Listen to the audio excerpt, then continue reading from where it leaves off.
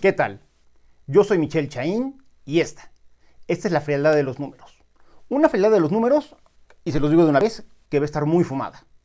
Y eso se los digo porque se aprobó por parte de la Cámara de Diputados las leyes que regulan el consumo de la marihuana con fines lúdicos a nivel nacional. Es decir, literalmente es la regulación que abre y legaliza el consumo de la marihuana en México. Lo cual pues es todo un hito.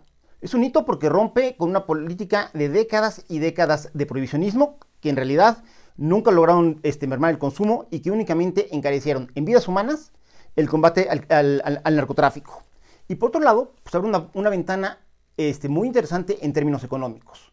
Interesante porque el valor del mercado de la marihuana a nivel mundial es de algo así como 340,000 millones de dólares. Donde desde luego las empresas más importantes pues están viéndolo desde un punto de vista totalmente globalizado y totalmente industrial.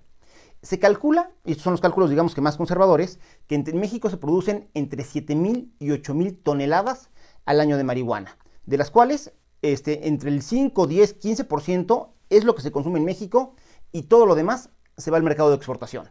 Mercado de exportación que de manera poco sorprendente son los Estados Unidos, que tradicionalmente han sido los líderes en consumo de prácticamente cualquier estupefaciente, cualquier sustancia, cualquier psicotrópico que me puedan decir. Pero cosa curiosa, los Estados Unidos también son productores. Y de hecho, la marihuana que se produce en los Estados Unidos, como especies que llevan mucha más tecnología, suelen tener un contenido mucho más alto de una sustancia que se llama tetrahidrocannabinol o THC, que es la sustancia activa de la marihuana.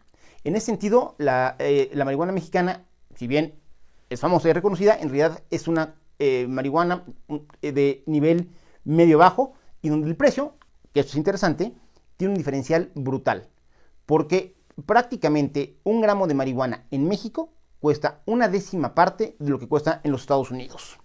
En ese sentido, comentar, también importante, que no somos el primer país a nivel latinoamericano que legaliza en todo su territorio el consumo de la marihuana. Lo mismo sucedió ya en Uruguay y en Canadá.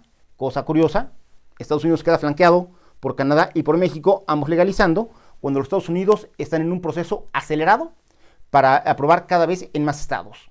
De tal manera que no se sorprendan, pero próximamente vamos a estar viendo en el Chicago Stock Exchange, viendo así cómo se cotiza la naranja o el limón o el azúcar. Posiblemente en muy pocos años estaremos viendo cómo en Chicago también empiezan a cotizar la marihuana. Ahora, creo que es importante revisar cómo se da esta aprobación en México y las tres polémicas que me parece son las más importantes que subsisten.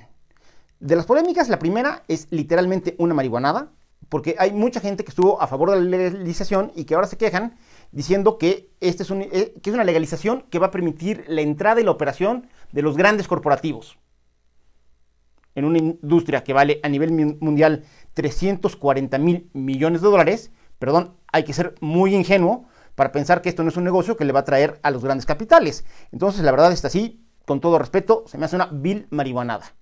La otra me parece mucho más grave, y es que como se diseñó en el Senado de la República esta ley, digamos que giraba en torno a un instituto que habría de crearse, que era quien iba a regular todo el mercado de la marihuana en México. Pues bien, como nos tardamos 2 años para que esto se fuera aprobando, cuando esto llega finalmente a la Cámara de Diputados y se aprueba, pues estamos en plena crisis por el tema del COVID y por el mal manejo de la economía, y entonces no tenemos dinero para crear el instituto. Y alguien, no sé quién había sido, pues se le ocurrió brillantemente que fuera la Comisión Nacional contra las Adicciones quien iniciara las funciones. Cuando la comisión es un organismo sectorizado en salud, pero que está diseñado desde un punto de vista sumamente académico, donde ellos generan papers, generan información, le dan seguimiento a las estadísticas, pero yo no veo cómo van a poder controlar una industria con tantos intereses y tan polémica, desde la siembra, la cosecha y el permiso para los clubes de personas mayores de edad, que van a ser quienes van a poder consumir y comprar en primera instancia la marihuana. Y ahora, la otra, que es digamos que un poquitín más de forma, pero que también me parece interesante, es que todo esto surge no por una iniciativa del presidente, no por una iniciativa de algún diputado o de algún senador. En realidad es la Suprema Corte de Justicia de la Nación quien dice que para fomentar el desarrollo libre de la personalidad de todos los mexicanos, pues que en realidad no había elementos para prohibir la marihuana. Y en ese sentido le dio un plazo y fue dándole prórrogas a la Cámara de Diputados y a la Cámara de Senadores para que se aprobara esta legislación. Pero cosa curiosa, en realidad no se legaliza a cabalidad. Porque lo que dice la ley, como se aprobó en la Cámara de Diputados, es que una persona puede llevar hasta 28 gramos sin que sea sujeto a ningún tipo de responsabilidad. Pero que a partir de ahí, a partir de los 28 gramos, viene una serie de sanciones que la verdad es que yo creo que van a acabar terminando por generar un mercado negro de corrupción y de explotación de la gente que sea consumidora. Punto de vista personal, la verdad es que yo siempre he sido un liberal. Creo que las personas adultas nos tenemos que responsabilizar por lo que decidimos consumir o no consumir, y que también tendremos que asumir las consecuencias pues, de lo que hayamos hecho, pero que no necesitamos ser como niños chiquitos con un papá que nos lleve de la mano y que nos dé manazos de lo que podemos o no podemos hacer.